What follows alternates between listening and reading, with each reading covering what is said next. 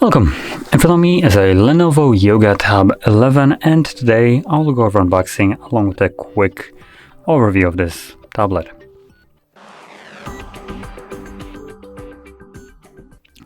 Now, interestingly enough, right on the backs they advertise the Tenet movie.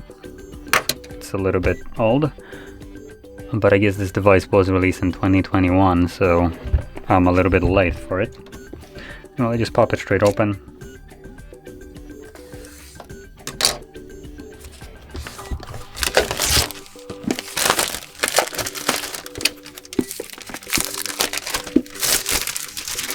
There we go.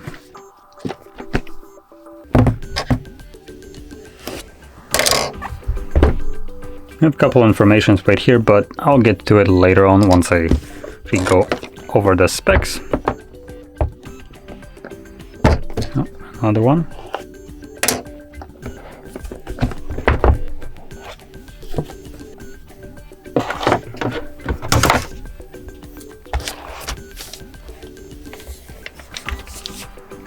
So here's our tablet. I'm gonna set it to the side right now and focus on what's in the box. So we get a charger. This is a 20-watt charger.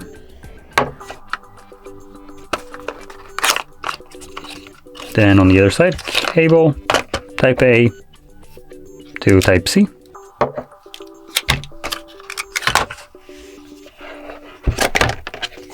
And here we get paperwork and the SIM ejector. And that's it. Okay, so let's get into the tablet itself.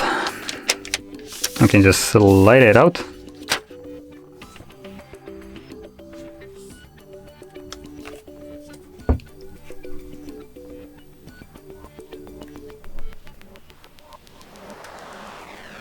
There we go.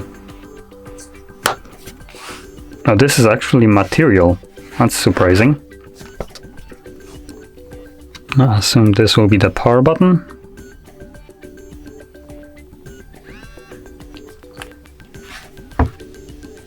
Okay.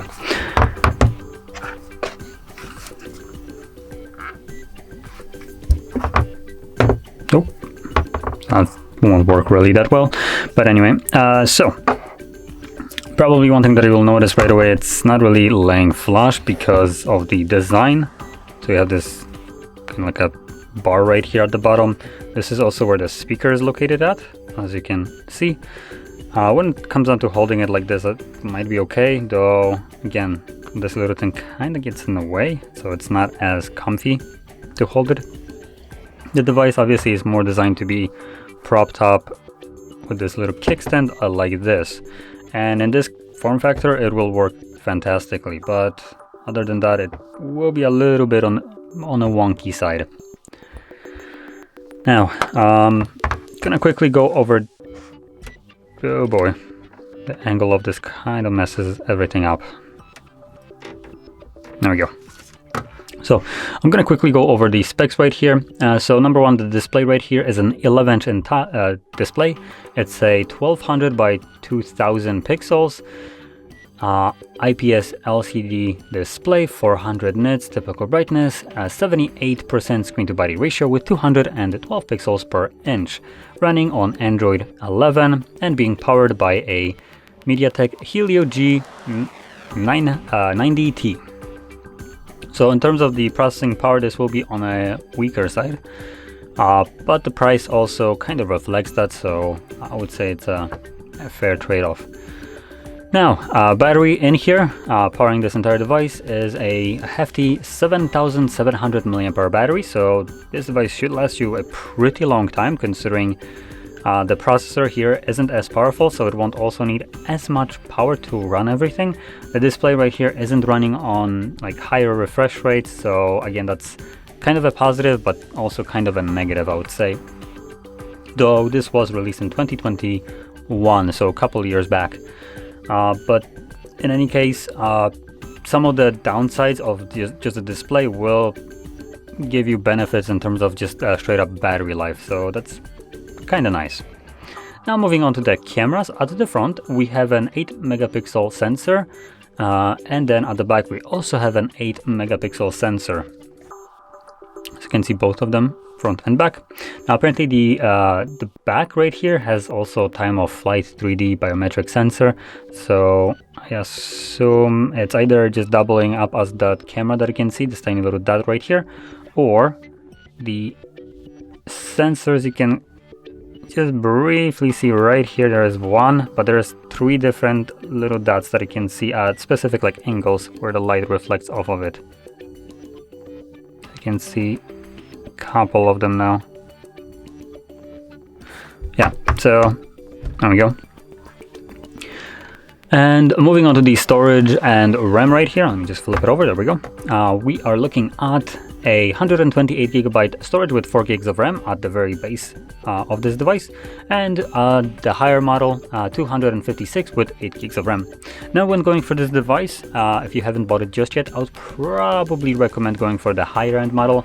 It will give you double the RAM, which will come useful. 4 gigs of RAM on an Android with Android 11 I would say might be just barely enough, so it will be safer just to go for the double the RAM and pay probably not that much of a more significant price, well, basically future-proofing it. And obviously you also get the double the storage of 256, so again you shouldn't have any kind of problems where you start running out of your storage. 128 gigs is, I would say, already pretty decent storage capacity for just like casual usage, but the RAM I would say would be worth going for the higher end model. Now unfortunately when going for the 8 gigs of RAM you only have 256 as the storage type, so that's why I'm kind of clamping them up together. Now let's just quickly get our little tool, or SIM eject one. And as you can see, you can pop in a SD card in here and a SIM card. So you have both the mobile network on this device and expandable storage. So if you want to go with the 4 gigs of RAM instead of the 8, apart from just having less RAM, you should have no other problems in terms of storage, just because you can pop an SD card in here and be good to go. So there we go, that's basically all the worth mentioning parts of this device, and the last thing that I'm gonna mention is the price. So this device comes at about 350 euros. Now, there was the original price. I assume right now it can be probably picked up even cheaper. And as a device that you most likely majority of you will be using for like Netflix and maybe cloud streaming for games, this should do a pretty fantastic job. It has, from what it looks like, a pretty decent speakers. I will go through the setup maybe just so we can hear them out. Oh. So if you're interested in the speaker, how they sound, I probably recommend just skipping through the video like 10-20 seconds.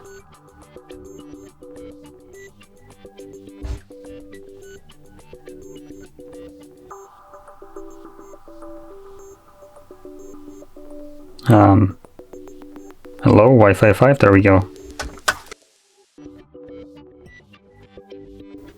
Okay, so let's see what we get right here, apart from the annoying ad.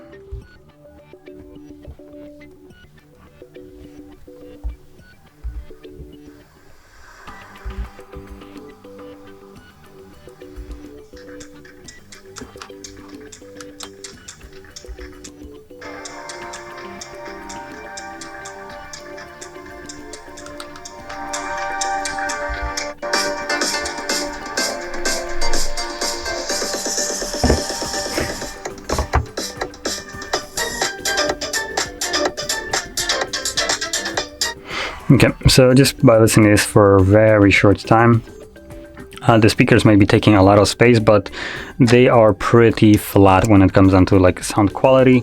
It's clear, but it's a little bit flat. Now, just to kind of give you a comparison to what I would consider it normally, how this should sound, I'm gonna bring my phone. Now we are comparing completely different price points, I am aware of that, but we're also comparing a completely different size formats, which in my opinion for sound quality this device should be a clear winner, but it's not. So let's just give this a go.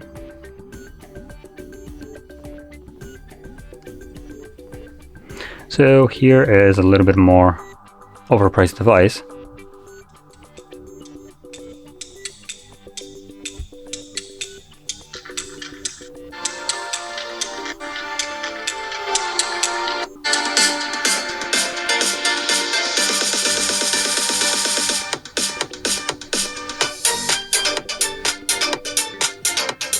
So just generally, the phone that I just showed has a little bit more bass to it. It may sound kind of dumb considering this phone is a little bit on the smaller side and the speakers there are a little bit puny, but still it produces better sound than this device. Now here we have just I would say a bit clearer sound, but it's just super flat and disappointing, I would argue.